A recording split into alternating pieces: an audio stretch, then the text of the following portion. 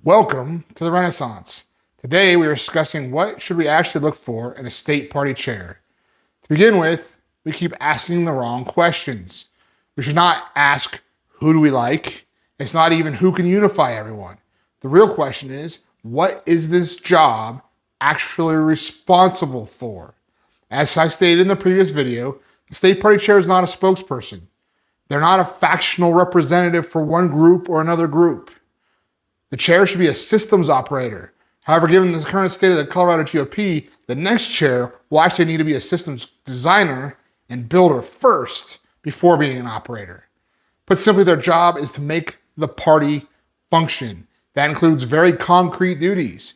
They need to raise money consistently while working to expand the donor base, acquire or build tools, which includes tools for data, canvassing, communication, etc.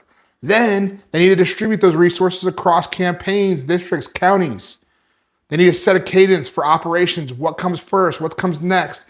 They're kind of like a project manager on a construction site.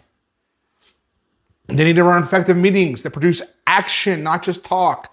They need to build repeatable systems that will outlast any single election cycle. If someone isn't willing to do that work consistently, this isn't a job for them. That means aligning incentives, creating coordination, and setting standards that actually produce election results. If we misunderstand the purpose of the role, we'll select the wrong person to fill it every single time. There are three things that a competent chair must be accountable for. First, incentive alignment. If internal politics are rewarded more than winning elections, we'll keep producing the wrong outcomes, more infighting, more nonsense. Second, factions are normal in any organization, but especially larger ones. Chaos is not. We need a structure where different groups can have input while operating in the same direction. They don't have to agree on everything. Third, operational standards. What does success actually look like? What are we measuring? To build on the words of Lord Kelvin, if it can't be measured, it can't be improved. If it's measured poorly or improperly or maliciously, perceived improvement will carry us in the wrong direction. If these operational standards aren't clear, performance becomes subjective and leadership becomes nothing but a popularity contest. And this is where we tend to go wrong. We select based off of charisma or familiarity, somebody that we know, or loyalty to our preferred faction. And none of these things will actually drive results. If our selection criteria sounds like a popularity contest, we shouldn't be surprised when we get popularity contest outcomes. These might feel good in the moment, but they don't fix a broken system. Feel-good decisions are exactly how we keep getting feel-bad results. So what should we be looking for instead? Someone who is relentlessly execution-focused. Someone who keeps their nose to the grindstone and prioritizes building things. Not tearing them down, not talking, not having an attitude. Build things for the next group and the next group. We need someone who thinks in systems. Someone who has built or operated something, not just talked about it, would be ideal. We definitely need someone who can absorb pressure without becoming reactive. Being reactive simply creates more grist for the drama mill. Everything is drama and we're all tired of it.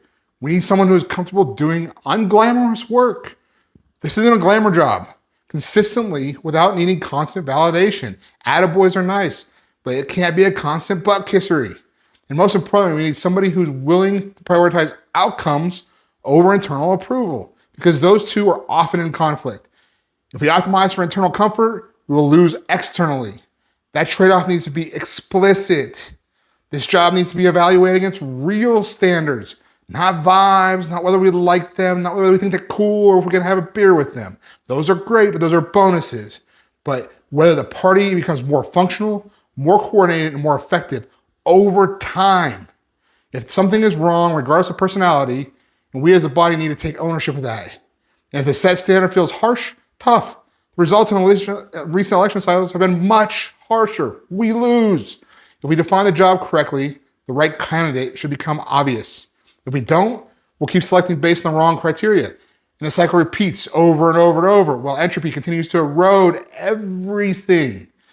In my next video, I'm going to break down what neutrality actually means and why getting that wrong has been weakening the party and compromising outcomes for years.